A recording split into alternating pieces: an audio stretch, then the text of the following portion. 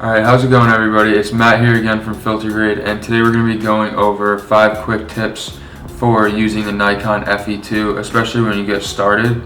So let's just go ahead and jump into it. The first tip is going to be to get a UV filter. You can get these, usually I always get mine whenever I get a lens. It either comes with it or I just try and make a deal to get it with it.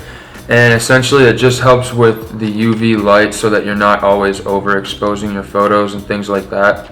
It's super easy. Once it's on the camera, you don't have to do anything with it, but make sure it's clean when you put it on the camera, and then it'll just help to make sure your photos aren't overexposed all the time, which is really helpful, especially when you're first learning your light meter system, which is going to be my second tip.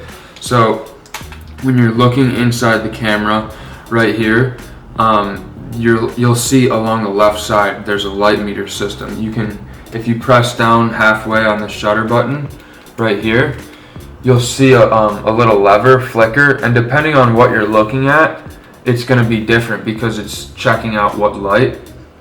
And so essentially you want to match the red lever to whatever lever, the black or green lever. There's different kind of colors, but depending on your camera, but you want to match the red lever with the black line so that it's correctly exposed. And to do that, you'll change your red lever by, changing the shutter speed. If you change your aperture and then try it again, that'll also change the lighting, obviously, because it's changed how much light is being let in. So always try and set your aperture, test the light by pressing the shutter halfway, and then adjust your settings as you need to, and then when you're ready, go ahead and take the photo and wind it. Okay, so one thing I forgot to mention about the light meter system that kind of prevented me to even use it when I first started out is the fact that you need to have a battery in your camera for it to work.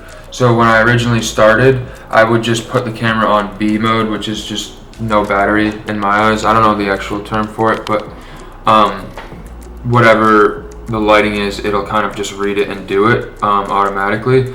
But if you want your light meter system to work so that you can take accurate, fully accurate photos, just get a coin or use your nail or a key or something, unscrew this, and then replace it with one of these batteries. They're LR44 batteries. You can get them on Amazon, or I got this at my camera store, so a lot of them will have them there too as well.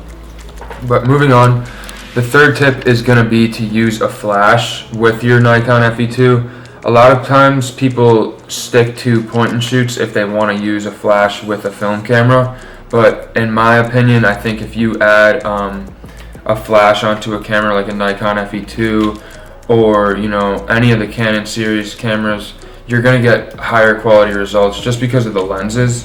Even especially with Leica cameras, if you slap a flash on it, it's always going to kind of make your photos more contrasty and almost look like clear, but with a little bit of grain. So kind of like digital style with flash, but with that nice film grain, and I think it's always good. I'll throw up some of my my photos with flash with the Nikon FE2 here, just so you can get an example of them.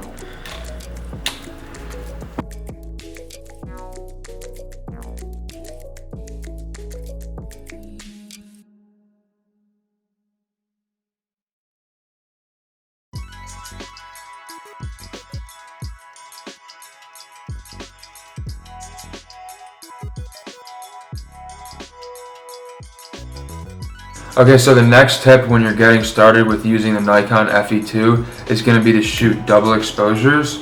To do this, we have a tutorial which I'll link in the description below. It's super simple. All you have to do is take your photo, so click on the shutter once, and while you're getting ready to wind it, hold down on this lever right here. You can see it right there. Hold down on that and advance. And you can see it's still on number 2. So if you wanted it to be a double exposure, you shoot it now. But if you want to take multiple exposures, meaning like 3 or more, you can take your photo, hold it, wind. I'm still on number 3. take a photo, hold it, wind, I'm still on number 3, take a photo, and so on and so forth. And so this is really beneficial if you're trying to take kind of more artistic photos, or if you have like kind of a ghostly photo in mind, or any fun experiments you want to do with double exposures. It's always just good to know how to do it so that when you're ready, you know how to do it. So moving forward, we're going to go to our 5th topic, our 5th tip, and that is going to be how to use the A and the B on the shutter speed lever. So when you're looking at the camera, you might be wondering a little bit about what the B, the A, and the M250 mean. I'm honestly not too sure about the M250, and I've never used it before, but for B, I use that when I don't have a battery, like I was talking about before, because it will kind of just take in whatever light is there and make as best of a photo as it can without the battery, because you still can use the camera without the battery. It's just the light meter inside of the camera won't work. And if you press down on the button in the middle, the little silver button, you can spin out of B and go all the way to the other side, which is A. And if you notice, A is beyond 4,000, which is the highest shutter speed on this camera. So the only time I'll ever use A is if I'm trying to shoot directly into the sunlight, or if it's really, really bright out, maybe if there's snow, or if I'm on the beach or something like that. This will help with kind of capturing that super, super bright light. And I always just kind of keep this in mind, because when I'm looking at the light meter inside of my camera, it might be telling me somewhere around 4,000, 2,000 or 4,000. But if you just bump it up to the A, it'll kind of compensate and get a better exposure. So that's super helpful. So those are my 5 quick tips. If you have any questions, feel free to leave a comment below and let me know what you think of the Nikon FE2. So anyways, have a good one. Peace out.